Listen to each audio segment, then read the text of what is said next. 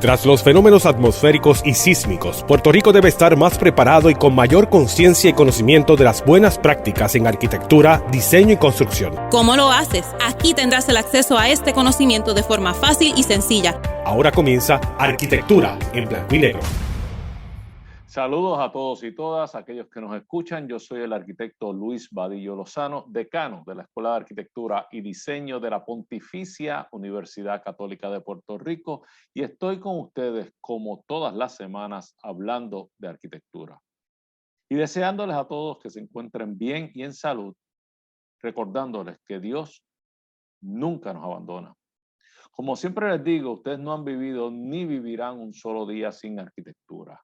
Estamos siempre rodeados, protegidos y acompañados por arquitectura y así será por el resto de nuestras vidas. En este programa compartiremos con ustedes conocimientos de la profesión, aquellos que les sirvan para evaluar, observar, saber exigir y saber apreciar la buena arquitectura. Comparte conmigo, como de costumbre, nuestro coordinador de la Unidad de Historia y Teoría, el arquitecto Jesús Meléndez Vázquez. Buenas tardes, Jesús. Saludos, decano. Jesús, ya en el último de los programas habíamos entrado con bastante más tiempo a lo que es el movimiento moderno de la arquitectura en Latinoamérica. Habíamos podido hablar de aquellas figuras importantes tanto en Brasil como en México, que fueron dos de los países que habíamos escogido, y habíamos apenas empezado a tocar la arquitectura moderna o del movimiento moderno en Venezuela, que es otro de los países que tiene ciertamente una serie de ejemplos y de figuras que no se pueden ignorar y que tenemos que mencionar, y nos habíamos quedado en eso, o sea que te invito a que lo retomemos donde lo dejamos, que recuerdo que fue en Venezuela y nos habíamos quedado en el aula magna de la Universidad Central de Venezuela en Caracas, que es un espacio maravilloso del movimiento perteneciente al movimiento moderno de la arquitectura. Y entonces quizás hoy podemos llegar hasta nuestra isla del encanto y ver qué pasó en Puerto Rico con relación al movimiento moderno. Yo espero que eso lo podamos hacer, o sea que no quiero detener más tu presentación y adelante, vamos a ver hasta dónde llegamos hoy, porque siempre como que nos entusiasmamos y tomamos un poquito más de tiempo de lo que creemos, pero ciertamente es que el tema no deja de ser fascinante. Adelante, Jesús, por favor. Si es posible para yo poder compartir Es correcto, permíteme un momento. Estamos.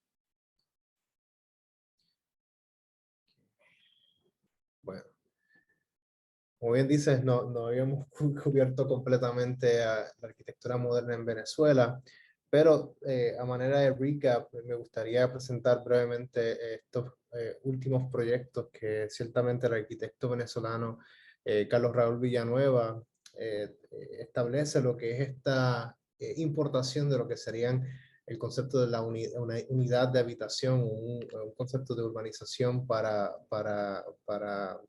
Venezuela, que en este caso me fascina estas dos imágenes porque crea esta tensión en lo que el ideal del proyecto de urbanización en Europa, ¿verdad? Para poder reconstruir después de la Segunda Guerra Mundial, tienden a tener este territorio bastante flat, ¿verdad? Aquí es simplemente casi que ignora un poco esta condición topográfica y que hace un pequeño esfuerzo, ¿verdad? En lo que sería la base del edificio para atender esa topografía, ¿verdad? Pero el resto simplemente se queda sin una modificación pertinente. Pero también vimos cómo esa importación de lo que sería el ideal de la arquitectura moderna se ve modificado por esta dimensión política del ser humano cuando se relaciona a la arquitectura, ¿verdad? Especialmente esta imagen a mano derecha, que vemos un anuncio, un billboard completo, ¿verdad? Color aplicado y ciertamente rodeado de lo que sería un asentamiento informal, que es curioso, irónico, ¿verdad? Algo que supone que organizara, ¿verdad? Pudiera proveer para vivienda a los ciudadanos en Venezuela y que ciertamente participa en lo que sería la modernización general, ¿verdad? Pero creo que no todo en Venezuela es producto de esta importación. Al contrario, yo creo que es más sobre cómo añadir una reinterpretación casi que vernácula sobre esta arquitectura moderna, y por eso traigo estos dos arquitectos que son Martín Vega y el arquitecto argentino José Miguel Galio, ¿verdad? Que curiosamente son partners por un periodo de tiempo muy corto, del 51 al 58, pero tienen una actitud muy particular de la arquitectura como este producto que responde a un orden social, a los vectores económicos, a las influencias tecnológicas y factores regionales. Que para eso traigo lo que se llama la torre polar, ¿verdad? El Polar Building, que es uno de los primeros ejemplos de esta tipología de la torre en Caracas, ¿verdad? Especialmente en este nuevo centro de la ciudad, que curiosamente modifica lo que se conocería como la superficie de la arquitectura moderna, ¿verdad? Especialmente cómo es que introducen el sistema del curtain wall en Latinoamérica, que no era común en esa época, a pesar de que la estructura general era de hormigón. Lo particular, y yo no sé si los que nos ven, inclusive el decano, empieza a reconocer una similitud con una influencia en Latinoamérica como Mies van der Rohe, con el proyecto Sea Grand Building en Nueva York, versus ese primer gesto, que me gustaría entablar una conversación breve, ¿verdad?, sobre esa reacción entre lo que sería una anticipación o una modificación del curtain wall en Caracas, que obviamente tiene una capacidad operacional de abrir las ventanas versus en el de Nueva York tú no puedes hacer eso. Pero sería interesante entablar una conversación sobre esa idea y luego proseguir, obviamente. No, sí, sobre esa idea y sobre otras ideas que me vienen a la mente, es curioso, tenemos que ver, digo, obviamente no aplica tanto con el caso del Sea Grand Building, que es posterior, pero yo creo que debemos de llamar la atención sobre el aspecto de cuánto más tarde se están dando estos ejemplos en Latinoamérica, particularmente en Venezuela, y posteriormente lo vamos a ver en Puerto Rico y en el Caribe en términos generales, con relación al movimiento moderno desde que surgió en aquellos orígenes en Europa, que hablábamos de los años 20, temprano los 20 y temprano los 30. Y aquí estamos hablando ya de los años 50, 50 y pico adelantados, y llegan a los 60. ¿Por qué? Porque el movimiento moderno requiere, a mí me parece, un cambio de actitud, una aceptación de una nueva estética y una necesidad de que ocurra la construcción y de que los proyectos ocurran.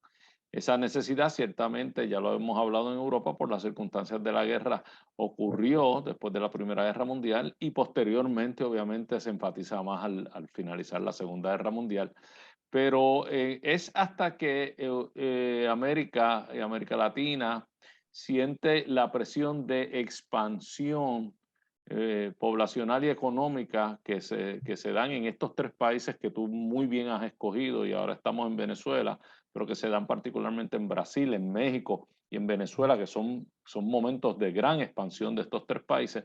No es hasta ese momento que América y los arquitectos latinoamericanos ven la oportunidad de aplicar estos nuevos cánones de la arquitectura y aplicar esta nueva estética. Por eso es que vemos que va ocurriendo, sí, un modernismo, pero un modernismo tardío, no temprano como el de Europa. Vemos una magnitud de proyectos mayor si lo comparamos con aquellas primeras propuestas de los europeos, y es porque América pues está llena de grandes necesidades y urgente de atenderlo. Esta comparación que estás trayendo aquí, yo nunca hubiera pensado ver estos dos edificios juntos en una sola hoja. Es interesantísimo y habla mucho de la innovación y de lo sofisticado de esta arquitectura latinoamericana, que ciertamente pues muestra estar a la altura de aquellos otros objetos de la arquitectura moderna que son emblemáticos, como lo es el Seagram Building de Mies van der Rohe en Nueva York, que por muchas razones establece pautas en la arquitectura, abandonando la forma esta de zigurat que va retranqueándose para cumplir con una serie de códigos y escogiendo recogerse en el terreno, crear en la propiedad, crear un espacio de experiencia compartida como es la plaza que dispone al frente, y entonces simplemente hacer esta figura tan sencilla pero tan elegante para todos aquellos que lo hemos visto y que fue tan efectivo. Hoy en día no es tan impresionante porque tuvo muchos seguidores, pero en su momento ciertamente fue casi que abrir un hueco en la pared dentro de esas paredes de las avenidas de Nueva York, que eran sólidas a nivel de acera. O sea que, pero es muy interesante estas dos figuras y excelentes fotos además. Hay algo interesante en ese comentario del hole in the wall, ¿verdad? Mies reconoce que esto hay que hacer un setback dentro de lo que sería la ciudad de Nueva York, pero Vegas y Gallia hacen el setback dentro de la realidad con la base, ¿verdad? So que proponen ese espacio del mirador, que es algo muy típico que se desarrolla en Latinoamérica, especialmente en Puerto Rico, pero obviamente como no tiene contexto, tiene que hacer su propio contexto a nivel volumétrico, ¿no? Sí, no tiene contexto, no tiene la densidad que tiene la ciudad de Nueva York, en Manhattan en particular, y las paredes estas de avenidas de Nueva York. El conjunto del proyecto en Caracas, de Vegas y Gala, es la típica composición de torre y base, que es tan efectiva y tan elegante, y que lo hemos visto quizás el más famoso y el más impresionante de todos es el edificio de la sede de las Naciones Unidas en Nueva York, ciertamente es una obra de arte en términos de composición y de relación entre base y torre que es de admirar. O sea que es una composición bastante tradicional en la arquitectura y que es muy, muy efectiva siempre. Oye, si te interesó esta comparación, también traigo el Lecture Drive pero en Chicago, y obviamente ese lenguaje de la fachada que es muy similar. Como mencionaba al inicio, la única diferencia de esta reinterpretación del curtain wall como sistema es que obviamente hay una necesidad del clima, por ende hay que abrir las ventanas para que claro, puedan... no tenemos un clima dócil como sí tenemos en el caso de Caracas, que es más permisivo, pero el lenguaje se parece mucho. Es interesantísima esta imagen también, y siempre me alegra ver imágenes de Chicago, porque es que Chicago es una ciudad que a lo largo de todo su desarrollo ha acompañado los mejores ejemplos, o ha sido acompañada por los mejores ejemplos de la arquitectura. O sea que qué bueno verlo aquí. Y qué curioso ver cómo ha cambiado el contexto últimamente versus esta foto que debe ser de época, ¿verdad? Es muy interesante, muy interesante. Sí, fíjate, curiosamente en este caso el Power Building, que de hecho, dicho sea de paso, esta fue la última versión en donde se propone este curtain wall, que ciertamente es una influencia de Martín Vegas, porque él estudió en el Instituto Tecnológico de Illinois, bajo Mies van der Rohe. Y cuando llega, obviamente, una de las propuestas no era el curtain wall, sino como era una propuesta basada en materiales que eran similares al teatro del este, ¿verdad? Esta estructura que está adyacente a la base. Y curiosamente el exterior de ese teatro realmente mantiene ese lenguaje, inclusive reinterpretación de esos elementos y nuevos materiales que de alguna manera son apropiados por esta arquitectura venezolana, ¿verdad? Que no podríamos compararla con la mexicana o inclusive con la de la brasileña. A mí, yo tengo mucha admiración por el movimiento moderno en Venezuela. Yo creo que produjo quizás, bueno, con mucho cuidado voy a decir esto, pero ciertamente produjo de los mejores ejemplos de arquitectura, de la arquitectura moderna en toda Latinoamérica. Si le das si me permites ir a la vista anterior, yo creo que merece nuestro público, aquellos que nos están escuchando y viendo, una explicación bien sencilla cuando nos referimos al curtain wall, porque a veces no todos los que nos escuchan son arquitectos o ingenieros, y es posible que algunos no sepan de lo que estamos hablando. Y el curtain wall o la pared cortina es aquella pared, en este caso de cristal, pudiera ser de otro material, pero en este caso es de cristal, y es aquella pared que corre por fuera del sistema estructural del edificio, por eso se llama cortina, ignorando las divisiones naturales que crea este sistema estructural. O sea que después de que el edificio se construye en su función principal, en su core de elevadores, escaleras y demás, y sus losas de piso, entonces se viste con esta cortina de cristal que, como bien tú mencionas, en el caso de los climas de Nueva York y de Chicago, por razones obvias, pues no incluyen ventanas operables ya en esta época, pero en climas que son quizás más dóciles y más permisivos, como es el caso de Caracas, hay momentos del año que ciertamente permiten abrir esas ventanas y disfrutar un poco del ambiente natural, ¿verdad? Y le añade quizás algún tipo de carácter adicional en su detalle al edificio que siempre es tan interesante. O sea que quería aclarar eso porque nos creemos a veces que nos están siguiendo y es posible que se nos hayan perdido y quería un poquito aclarar los términos. Pero continuamos, Jesús. El problema. Curiosamente, no es hasta la década de los 60, ¿verdad?, en donde Venezuela en sí llega a la portada del New York Times, ¿verdad?, donde por fin es declarado esta Venezuela moderna. Traigo esta imagen porque hay algo muy particular sobre la introducción de la infraestructura vial como ese elemento que logra modernizar una ciudad. Pero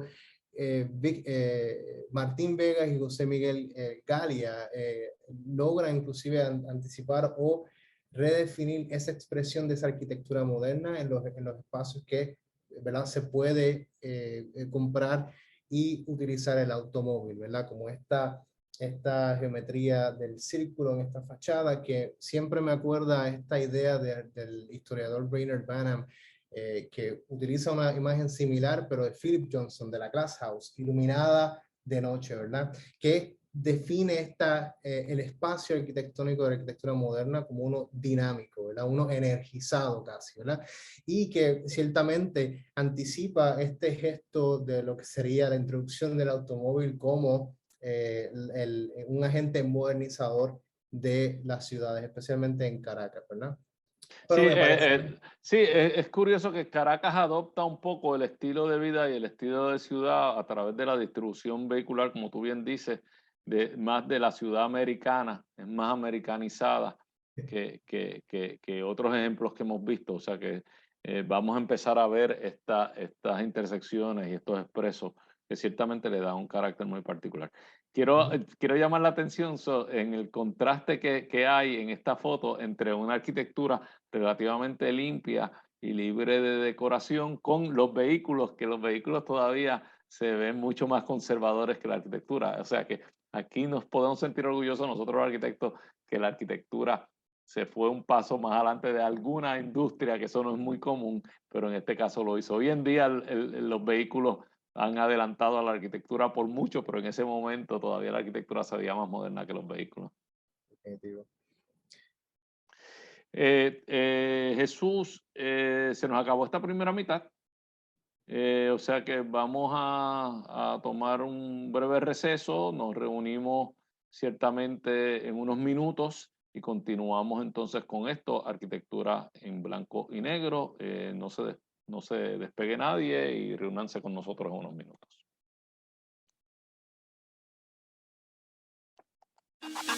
Es asunto de todos diseñar y crear de forma segura, sustentable y ecoamigable. Te hablamos sin matices, te hablamos en blanco y negro.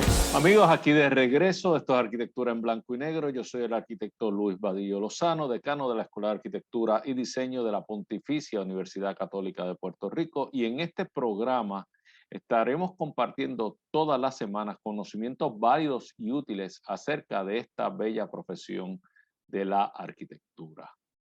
Ahora, no solo por radio, sino con la ayuda de las redes sociales, ustedes nos pueden ver a través de YouTube.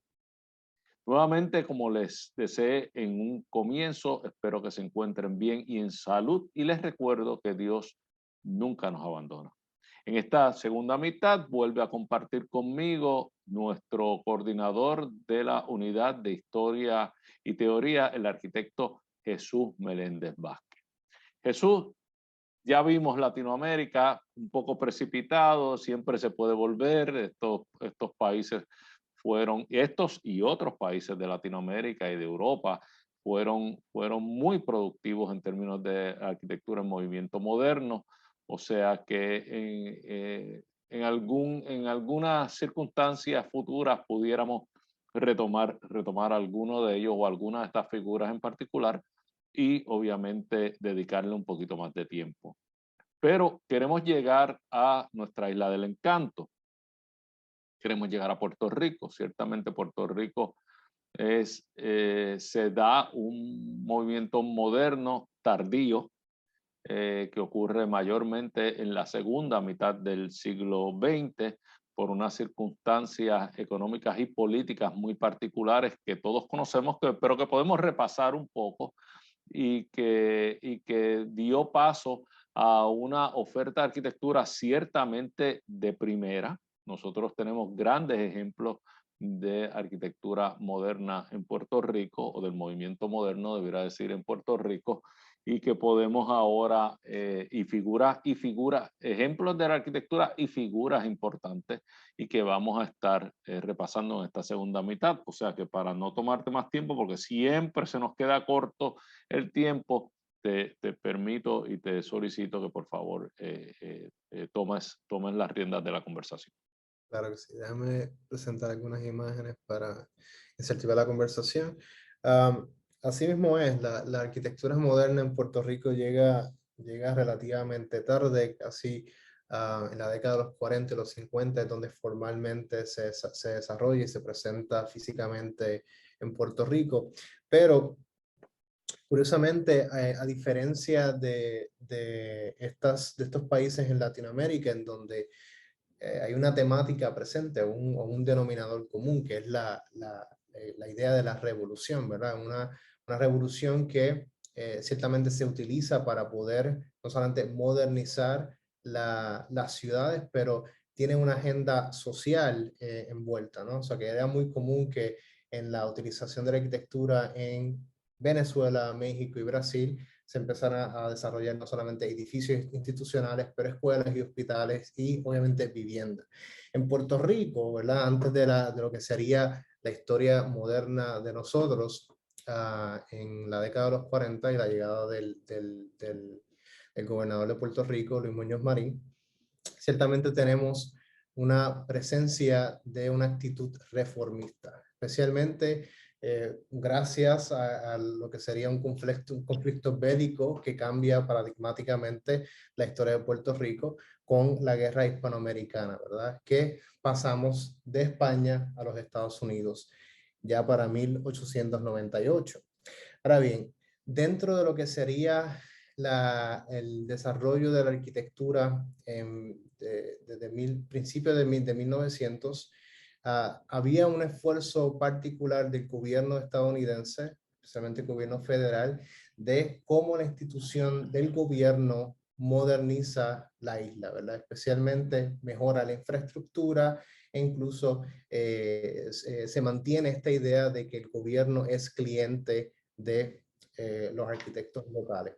Y particularmente hay una agenda que se establece mayor con quien fue el gobernador de Puerto Rico en la década de los 40, el norteamericano Rexford Tocqueville, que hace este influx de arquitectos del exterior, como Richard Neutra, Henry Klump, e inclusive participación de arquitectos locales como Toro y Ferrer, ¿verdad? Que tienen, ciertamente lo vamos a discutir en el día de hoy o en un próximo programa. Ahora bien, gracias a esta agenda gubernamental, tenemos a un Puerto Rico en donde se elige a un gobernador, ¿verdad? En este caso Luis Muñoz Marín, que aparece en la portada de la revista Times con el título Democracy's Laboratory in Latin America, que posiciona a Puerto Rico como un elemento en donde cambia de la industria agraria, ¿verdad?, a una industria propia del siglo XX, y que la arquitectura en este caso se convierte como esta iconografía que evidencia, ¿verdad?, esa transformación. Como pueden ver a mano derecha, ¿verdad?, esta fotografía de Luis Muñoz Marín en un asentamiento informal, y en el fondo, ¿verdad?, tenemos lo que fue el hotel, el Caribe Hilton, ¿verdad?, que curiosamente uno de los primeros movimientos del gobierno fue utilizar el hotel como ese elemento de modernización inicial, ¿verdad?, adjunto con mejorar la infraestructura también. Sí, o sea, si me permites una pequeña intervención antes de ir a la próxima. Estamos hablando de gente moderna. Ciertamente Rexford Togwell es un ente de modernización y establece una relación muy cercana con quien llegó a ser y fue el presidente del Senado en aquel momento, que era Luis Muñoz Marín. Juntos confabularon positivamente en favor de modernizar a Puerto Rico, de industrializar a Puerto Rico, y surgieron las primeras industrias como la industria de cristal. Había que hacer botellas porque se iba a producir más ron, las cajas, o sea, la industria del cartón. O sea, surgieron una serie de industrias importantes. Y una de las deficiencias que había es que era como se estaba buscando la inversión de capital, mayormente de los Estados Unidos en este caso. Puerto Rico en general y San Juan en particular no tenía ningún lugar donde hospedar a estos visitantes. Los hoteles entonces insignia era el condado Vanderbilt y el Normandy, pero estos eran ocupados mayormente por gente que residía en esos hoteles actualmente.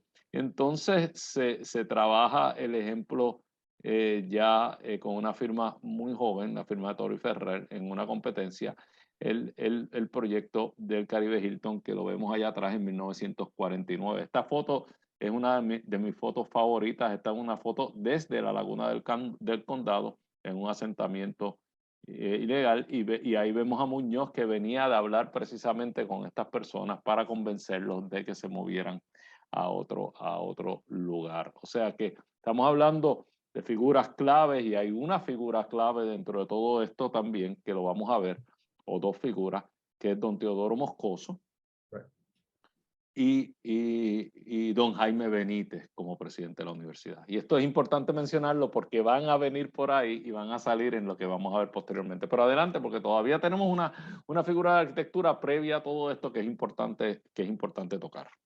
Exacto, exactamente, coincido.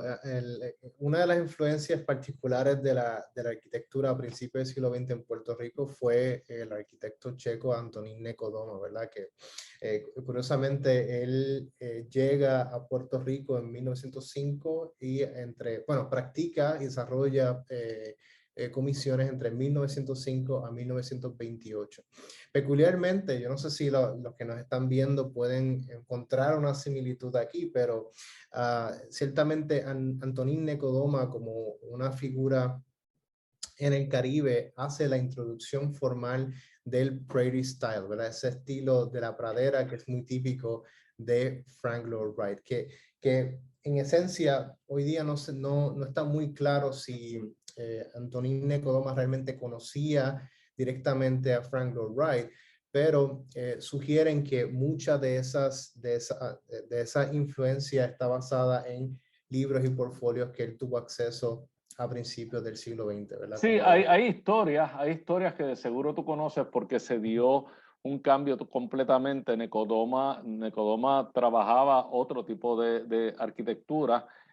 Conocemos la iglesia episcopal aquí en Ponce, conocemos la iglesia, la capilla Lourdes, me parece, en Miramar también, que es con una referencia gótica.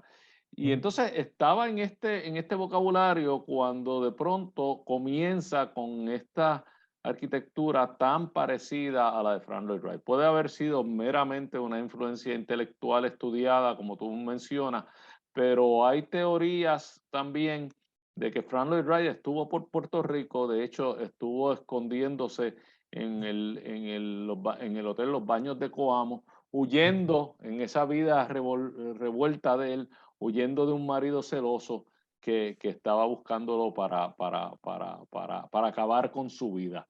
Y se alega que hubo contactos entre Necodoma y Frank Lloyd Wright. Ciertamente lo que produce Necodoma es algo completamente diferente a lo que se producía en Puerto Rico entonces, que era más un revival español. Conocemos la obra de Pedro de Castro, excelente, y la de Rafael Carmoega, pero esto de momento, Necodoma sale con con esta obra que es modernista, es moderna, es el modernismo al que nos acostumbró Frank Lloyd Wright en sus primeros momentos. Adelante.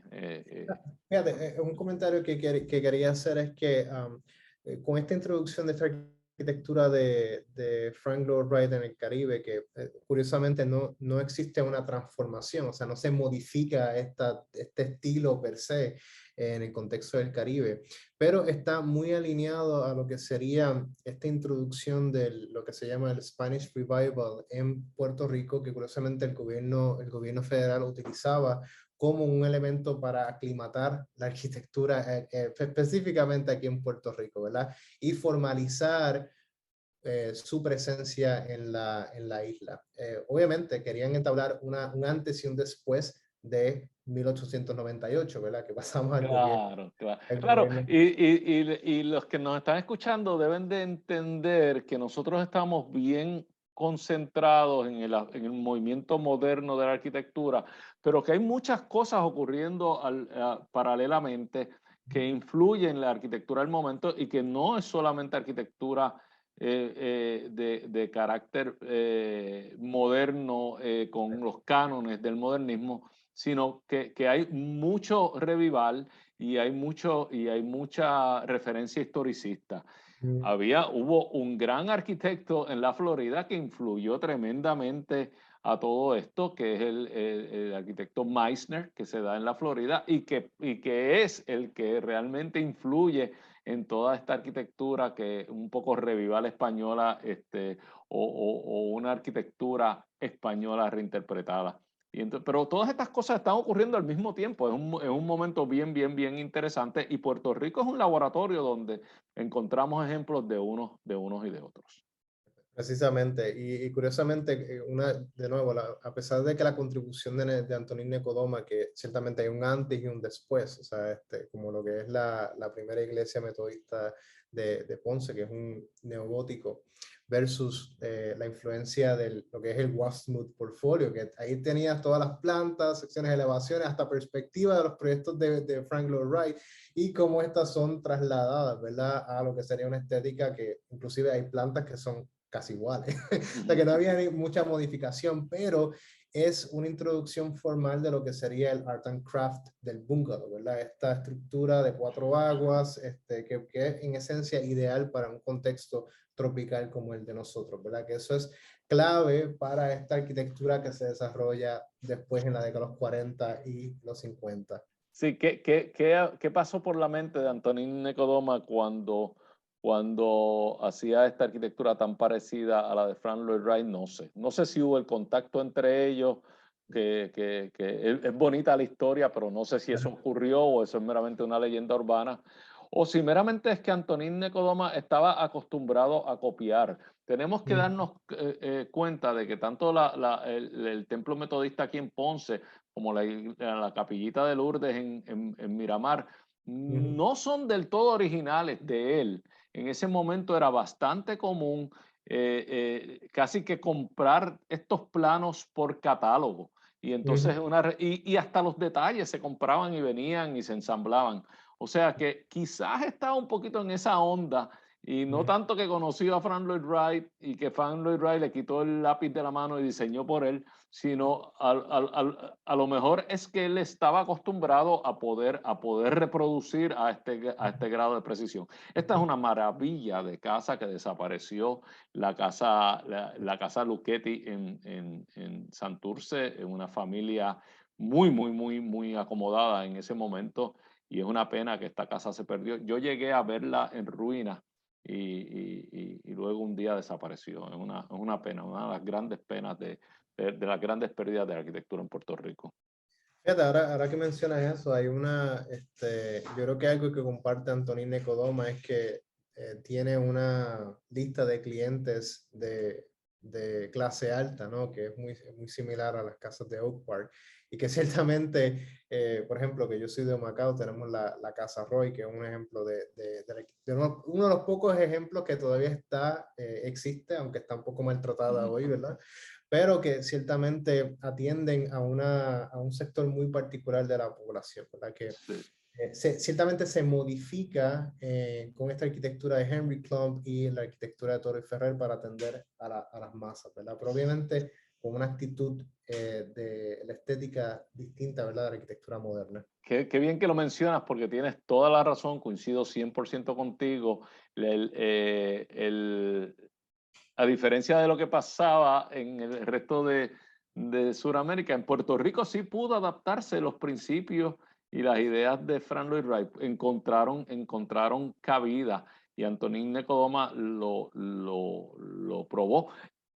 Y otros arquitectos con otros estilos, como mencioné, un Pedro de Castro, por ejemplo, y un Rafael Carmoega, diseños como lo que es el Castillo Serrayé, hablan de esa búsqueda de un sector particular de la población que sí estaba en disposición de adoptar otros estilos que eran más costosos y que no necesitaban de la austeridad de los principios de la arquitectura moderna europea. O sea que eso nos permite tener una variedad interesante de estilos acá. Adelante, por favor, Jesús.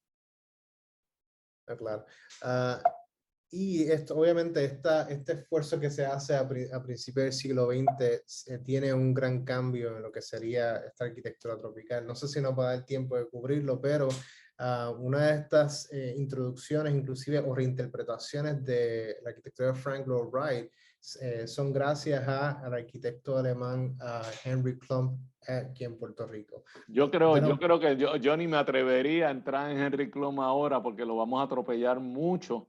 Yo creo que debemos de hablar, sí, de cómo llegan estas figuras y ponernos como tú bien insistes, en el momento de Puerto Rico. Es un gran momento, un momento optimista, fresco.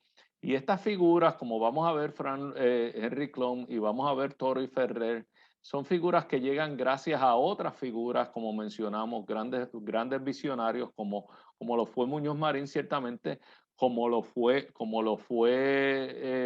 Teodoro Moscoso, como lo fue don Jaime Benítez, y aquí en Ponce tenemos que mencionar como lo fue don Luis A. Ferrer, que permitió ciertamente el que ocurriera uno de los grandes ejemplos de la arquitectura moderna en Puerto Rico, que es el Museo de Arte de Ponce, que fue diseñado por Edward Durrell Stone. Yo no creo que nosotros nos dé tiempo en este programa. De hecho, yo creo que tenemos que irnos despidiendo, pero con el compromiso de que entonces en el próximo programa estaremos tomando el movimiento moderno propiamente de la arquitectura en Puerto Rico, con figuras como Henry Klump y Torrey Ferrer particularmente. Sin más nada, Jesús, excelente programa de nuevo. Vamos a tener que hacerlo de 2 horas porque no nos da el programa, pero gracias por una semana más y por tan buen trabajo. Y a todos ustedes, gracias por acompañarnos durante esta hora. Esto es Arquitectura en Blanco y Negro. Estamos con ustedes todas las semanas compartiendo interesantísimos temas sobre esta bella profesión, o sea que los invitamos para la próxima semana. Gracias a nuestra Universidad Pontificia y al personal técnico de Católica Radio. Y nada, me despido de ustedes. Yo soy el arquitecto Luis Badillo Lozano, decano de la Escuela de Arquitectura y Diseño de la Pontificia Universidad Católica de Puerto Rico. Y cuídense, estén siempre acompañados de nuestro Señor. Hasta la próxima semana. Todos vivimos en sintonía con la arquitectura. Queremos escuchar tus ideas, dudas y preocupaciones. Escríbenos a arquitecturaenblancoynegro@pucpr.edu. Arquitectura en Blanco y Negro es una producción de la Pontificia Universidad Católica de Puerto Rico.